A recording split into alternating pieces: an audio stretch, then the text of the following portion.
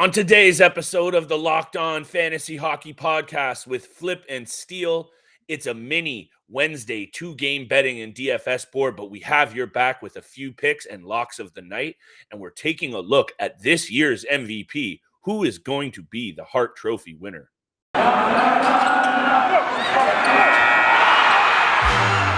You're Locked On Fantasy Hockey, your daily podcast on fantasy hockey.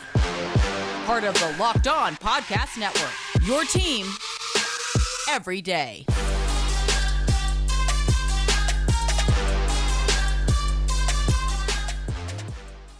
What is going on out there, hockey heads? Thank you so much and welcome back to your favorite and hottest hockey podcast. It is the Locked On Fantasy Hockey Podcast with Steele Roden and Big Flip Livingstone. Thank you so much for being back with us, guys. This is episode number 30 of the reboot of this show and podcast. So much love for riding with us all the way through. I can't believe it's already been 30 episodes, Steele. Thank you so much for making us your first listen. We appreciate it every single day. You know we are part of the Locked On Network, so thank you for showing us that love. On today's episode, despite it being a mini 2-game betting and DFS board tonight, Steele and I have your back with a couple of locks, a couple of good picks, a couple of spots to make some money, Steele. But more excitingly, I would say, and from a bit of a better breakdown side of things, we're taking a look at the MVP race, the Hart Trophy odds, where you can make a little bit of money, and who is really the MVP this season, Steele. A couple of guys having some great years. I know you're ready to go on that front, my brother. Welcome back. Episode 30 already? We're just getting warmed up, aren't we? Yeah, it's crazy. We've been absolutely rolling ever since, we started back in late January. We're too happy and excited to be here, being able to do the podcast. So thank you so much for tuning in. Thank you so much for all the support and love out there. Like Flip and I always say, we appreciate it all the time. But yeah, like there's 26, 27 games left in the season. We're getting down to the meat of it and where, these guys are in, where they might land for the Hart Trophy, who's in the lead right now, who's probably going to win, what the odds are. So just looking at the odds right now, earlier today, there's a couple of guys out there that have some juicy odds. I'm not sure if they're going to win. Like I was looking at Johnny Gaudreau. He's at plus 3,300, 73 points on the season, top 5 in scoring, absolute best player on the Calgary Flames so far this year. You can toss Elias Lindholm in there as well, but Johnny Gaudreau has been on another level. Another guy, Jonathan Huberdeau, he's at plus 800 as well. 75 points on the season for him, top 3 in scoring. So these are guys that, are like some of the best in the league right now. But for me, in my mind, there's only 2 names that should be in the consideration and, should only be the 2 names that to be discussed about. I agree. The best goalie in the NHL, Igor Shesterkin, and the best player in the NHL, Auston Matthews, are the only 2 names I have in my mind that should be in the conversation for the Hart Trophy. Look, we didn't do any, side note sharing before this show. Sometimes we talk about exactly what we're going to talk about, so we're on the same page. Today wasn't one of those days just to see who we were going to talk about. And there's 2 guys on my list too, man. It's Auston Matthews and Igor Shesterkin. When you really talk about what this award should be, most valuable player to their team. Take away this player, what do they have? You take away Shesterkin, the Rangers are potentially at the bottom of that division, and that's saying something considering the Devils are there. But realistically, their underlying numbers are not good, and Shesterkin is unreal. Before we get into Matthews, I want to show Shesterkin some love because he's having a historically good season. If he finishes with his save percentage that he has right now, 942 Steele, that will be the highest ever other than 1970 Jacques Plante at 944, which is insane. This guy is really good. You talked about him being a shoo-in for the Vezina, and I threw out Markstrom's name. And since that's happened, he's almost heard me say that and has just even played even better. So I think after Matthews, which right now I'd say it's his award to lose, at plus 350 for Shesterkin, there's some value there, I would say. There's a lot of value there, and that's why, he's the front runner for Vezina Trophy. And you said it all pretty much right there. Just looking at his stats, 942 save percentage.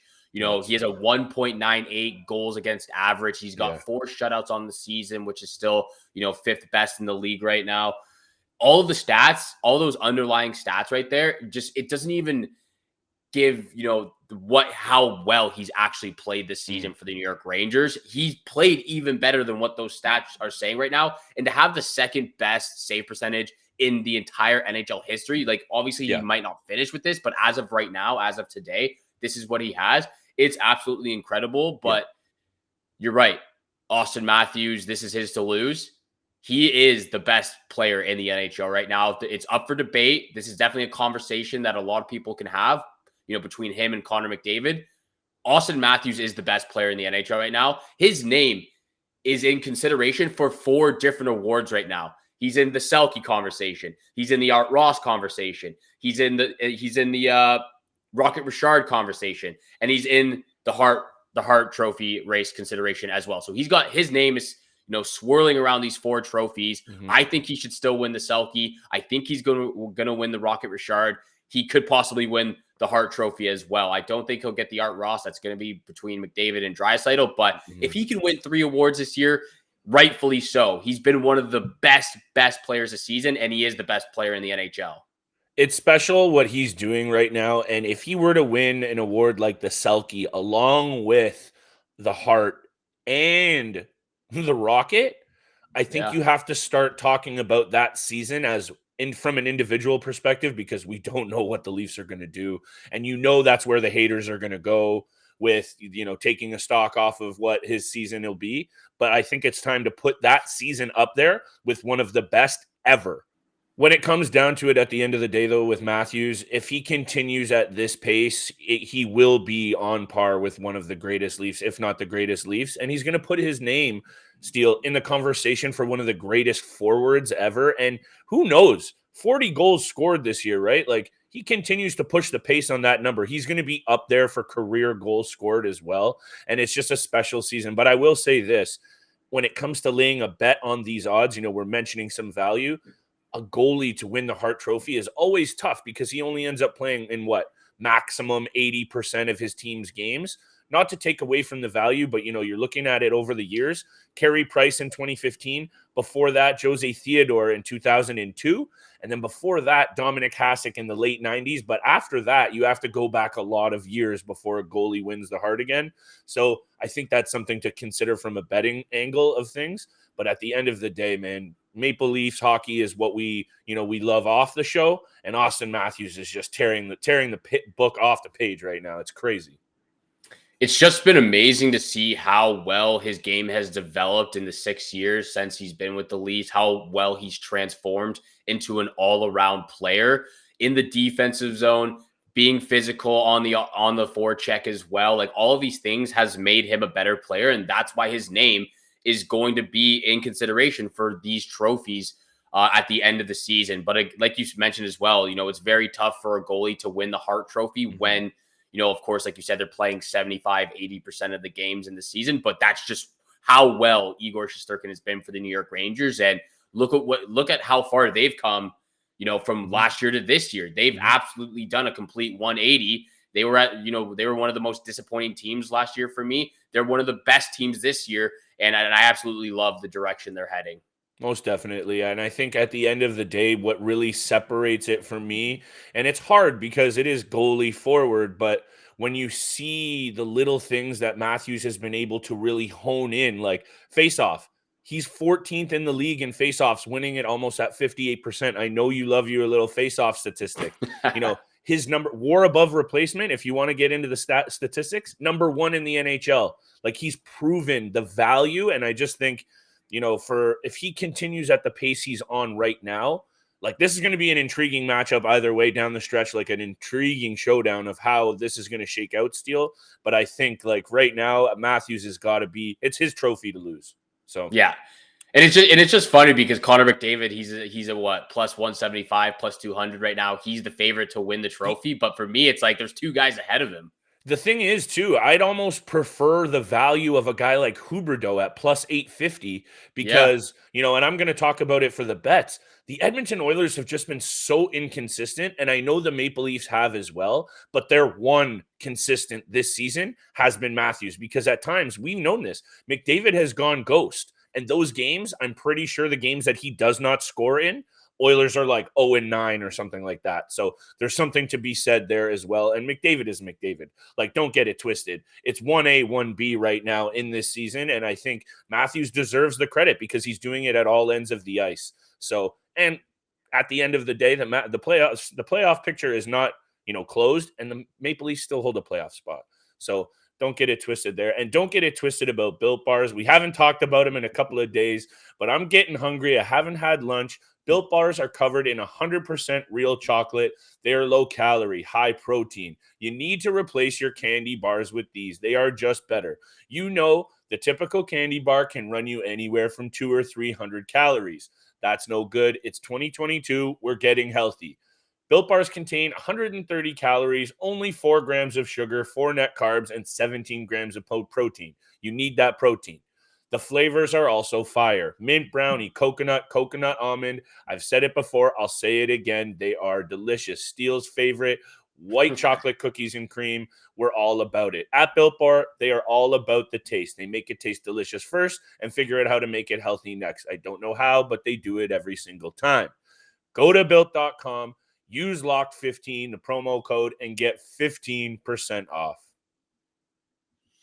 Thank you for making Locked On Fantasy Hockey Podcast your first listen every day. For your next listen, you have to go check out Locked On Now podcast.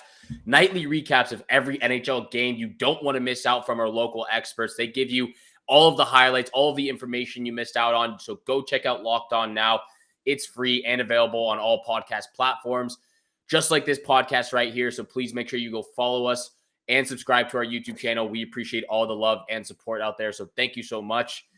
Look, Wednesday, it's a very light night. Not a lot of games on the schedule. Just only 2 games.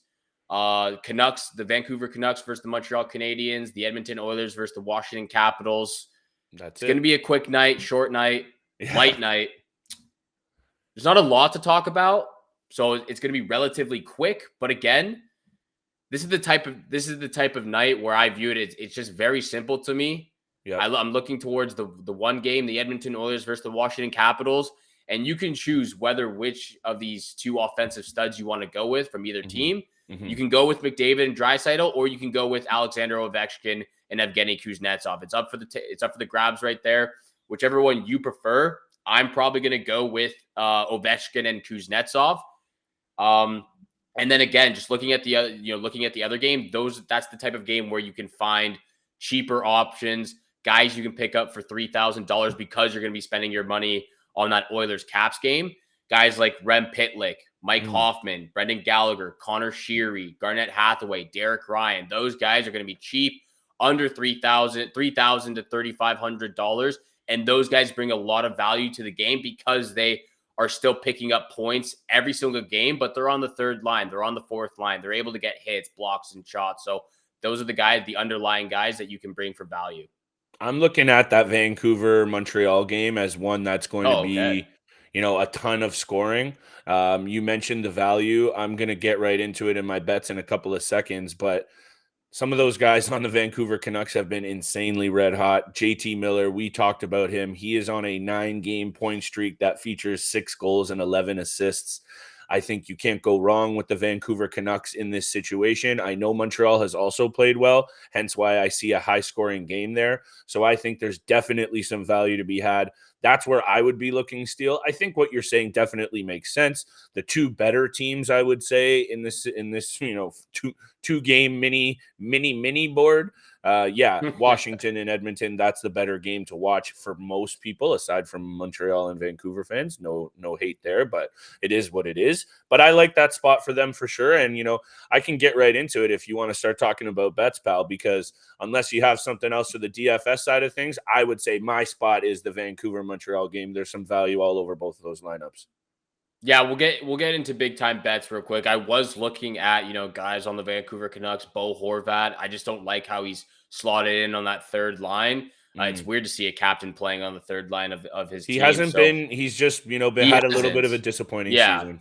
So he has, and that's why his name's also been on the trade block as well. They're trying to ship him out. So I understand it from the Vancouver Canucks, point of view. They've got guys playing better. They've got guys that they're trying to sell as well. Like that's why Brock Besser's playing on the first line. I believe his name's been swirling around the trade block as well. So we'll see what happens with some of those top Vancouver guys. But it is surprising. That game, I do feel like it's going to be a high-scoring game. So that's why guys like Rem Pitlick, Mike Hoffman, Brendan Gallagher, who have been scoring a little bit more frequently in the last couple of games, target those guys as well as some of the lesser-known guys on the Vancouver Canucks as well, like a guy like Alex Chason, who's playing on that third line as well. Now let's get into the big-time bets here. Let's do it. I'm taking a page out of your book here, Flip. Whoa. I'm doing a triple trifecta. Triple dip? From the triple dip, triple trifecta. What 3 picks from the same game? It's not the Vancouver Montreal game. Okay. I'll throw it over to you to see what your first bets are. But what's your first pick of the night? Yeah, for sure, brother. You know what? I'm feeling that Montreal game, so I'll give you my 2 picks from that. Hit me with your triple dip, and I'll finish with my lock. But Montreal Canadiens at Vancouver Canucks. By the way, I'm super excited for this triple dip. Like, I can't wait to hear what you've had to say. I'm all over the map. But here we go. Vancouver Canucks, Montreal Canadiens. Look, these two teams play a lot of high-scoring games. Take this in for a second. And I'm going to keep this one real simple, but the total has gone over the number in 8 consecutive of the Canucks games and 14 of the last 19 Montreal games. Okay? I'm betting the over here. It's everything screaming over. Both teams have been clicking as well offensively. So over 6, I don't know how that isn't higher. That's one of those numbers that honestly could go up as high as 7. It doesn't happen very often, but this could be one of those games. I also love, I talked about it, JT Miller, red hot, clicking right now on that top line with Tanner Pearson and Brock Besser. Besser might be traded, showcasing him, but they might keep him because that line's rolling. 9-game porn streak, steals 6 goals and 11 assists. 3 of those game winners. JT Miller is feeling it, taking the anytime assist. Those have been running hot for me, and I also like the over. I'll save my lock of the night for after I hear all about this triple dip treat, but those are my 2 picks. I like the over. I see it being high scoring, and I like the JT Miller anytime assist. Those 2 feel like free money to me, so let's get it. Yeah, the anytime assists have been, hitting for both of us. On Monday night, I was watching that Flames game. Elias Lindholm saved you in the dying 2 minutes of that game. No kidding for Elias Lindholm.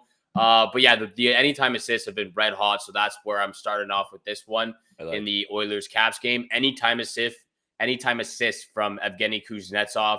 This guy just loves to facilitate on that top line, loves to facilitate on the power play unit. He's finding Ovechkin. He's finding TJ Oshie. He's finding John Carlson. So this guy loves to get the apples. He loves feeding his teammates, and that's what he's done all season. So anytime assist from Evgeny Kuznetsov, the odds will come out later today. So we'll get that out to you on Twitter once we find out the odds for anytime assists.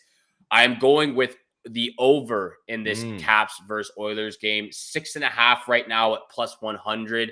There's just too much talent offensively that can't be denied. And then even both these guys in the net, whether it's Samsonov or Vanacek or Mike Smith or Mikko Koskinen, the goalies for both of these teams have not been great this season. You know how much I don't have faith in Mikko Koskinen or Mike Smith. So I'm taking the over at 6.5 at plus 100. And then I'm also taking the Washington Capitals on the money line at plus 105.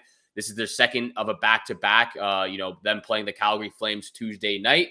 But, playing the Edmonton Oilers in a second of a back-to-back, like I've mentioned, the defense hasn't been great. It's been a lot better since Woodcroft has come in as head coach, but it's still not great. The goalies are still not great. I like the Capitals in this situation on the money line at plus 105. That is the triple dip right there in this Oilers-Caps game. Triple dip. I didn't hear a lock. What's that? What's the lock of the night? The lock of the night is the anytime assist from Evgeny Kuznetsov. Okay. I like this spot for the Capitals. You mentioned the big game between Edmonton and Calgary Monday night. Edmonton did not show up, or if they did, they just didn't get very lucky. I don't know, but from what I saw, it wasn't pretty from Edmonton. I will say this, though. They have I believe it's a stomach bug going through that team. There's a bunch of guys who are sick. So in addition to key injuries to guys like Tyson Barrie, Nugent Hopkins is out. Jesse Puljujarvi is still out. Like, when you look at the list of guys who are missing from that lineup, aside from McDavid and Draisaitl, like even Evan Bouchard is hurt, I believe. So I don't know about his status for tonight, but just that and the fact that they're losing again, Steele. This is a streaky team, and it seems like they start to lose, and then they start to really poop the bed. You know what I wanted to say, but they just have not looked good. I like the Washington Capitals in this spot. Good road team, 16, 17, and 4.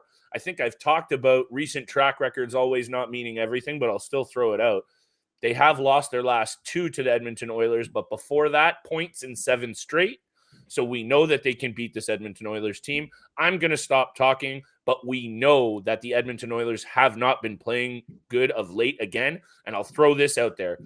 3-game losing streak, and 2 of those games, aside from losing a really big game against their bitter rival and not looking great, how about 2 losses to the Chicago Blackhawks and Montreal Canadiens in their last 3 games? So things are starting to stink real bad again in Edmonton, and I like them to go on another little losing streak here. So let's hammer the Washington Capitals on the money line, my lock of the night, and I hope it goes well for you as well, sir.